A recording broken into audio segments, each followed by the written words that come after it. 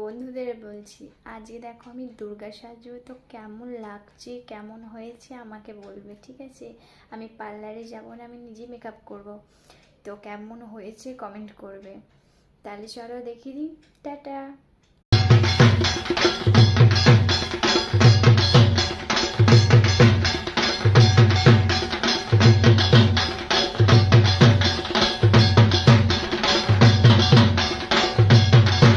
মা দুর্গার ভিডিওর সাথে আর একটা ভিডিও দিচ্ছি, দেখে নাও, কল্যাণীর প্যান্ডেল।